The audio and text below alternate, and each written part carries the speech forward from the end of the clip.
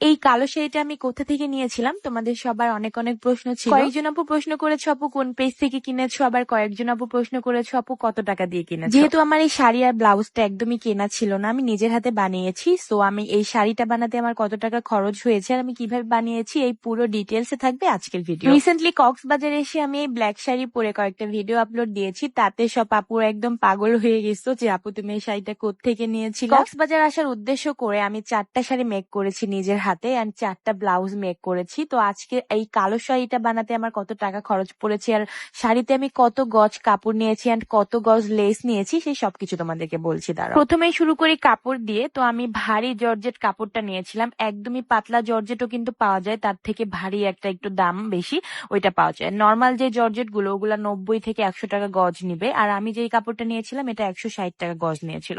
তো আমি যেহেতু একটু বেশি কুচি চাচ্ছিলাম শাড়িটা যাতে একটু লং হয়, যেহেতু জর্জেট শাড়ি, তো আমি 7 গজ নিয়েছিলাম।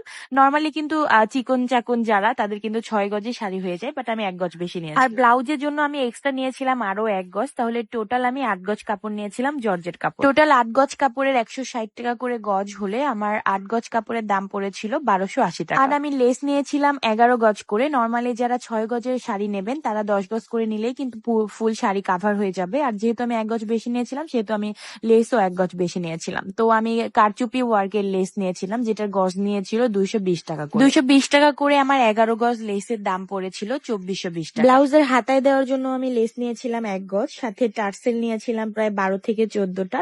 এখানে আমার প্রায় কস্ট এসেছিল 150 থেকে 200 টাকা। ও আরেকটা জিনিস মিস করেছি, সেটা হচ্ছে ব্লাউজের ফলস। ব্লাউজের ফলস নিয়েছিলাম আমি 1 গজ 70 টাকা, তাহলে টোটাল বিল আসতেছে 3900 প্লাস, মানে প্রায় 4000 টাকার কাছাকাছি। কক্সবাজার আসার প্ল্যান করেছি আমরা প্রায় 3-4 দিন আগে, মানে কক্সবাজার যেদিন এসেছি তারও 3-4 দিন আগে। এই 3-4 দিনের মধ্যে আমাদের সবকিছু অ্যারেঞ্জ করতে অনেক বেশি হিমশিম খেতে হয়েছে, মানে বেবি ড্রেস, আমার হাজবেন্ডের ড্রেস আপ, তারপর আমার ড্রেস গুলো, যেহেতু আমি নিজের হাতে আমার শাড়ি ব্লাউজ গুলো মেক করেছি সেহেতু অনেক প্যারা হয়ে গেছে। তার উপর আবার যেদিন আমাদের ফ্লাইট তার আগের দিন আমি হচ্ছে তনিমা আপুকে ডেকে মেহেদি দিচ্ছিলাম। এর আগেও আমি আমার বিয়েতে কিন্তু এই আপুর কাছ থেকে মেহেদি পড়েছি, আপু খুবই সুন্দর করে মেহেদি পড়ায়, যদিও একটু টাইম লাগে। তার উপর আমি আবার এবার 5 মিনিটে কালার হওয়া যে মেহেদি গুলো ওগুলো নিয়েছিলাম, যাতে করে দেওয়ার সময় টাইম লাগলেও পরে জানি হাতে অনেকক্ষণ রাখতে না। তোমরা যারা পাবনা থেকে হাতে মেহেদি পড়তে চাও, আপু কিন্তু হোম সার্ভিস দেয়, সো হচ্ছে আমি আপুর পেজটা মেনশন করে দিব, তোমরা কন্ট্যাক্ট করে নিতে পারো। তোমাদেরকে মনে করে দিই, সামনে যদি কোনো অকেশন থাকে তাহলে অবশ্যই আমাদের প্রোডাক্ট একবার হলে পারচেস করে নিবা। আমাদের হেয়ার প্রোডাক্ট ইউজ করলে 1 মাসে তোমাদের চুল হবে 2 থেকে 3 ইঞ্চি লম্বা।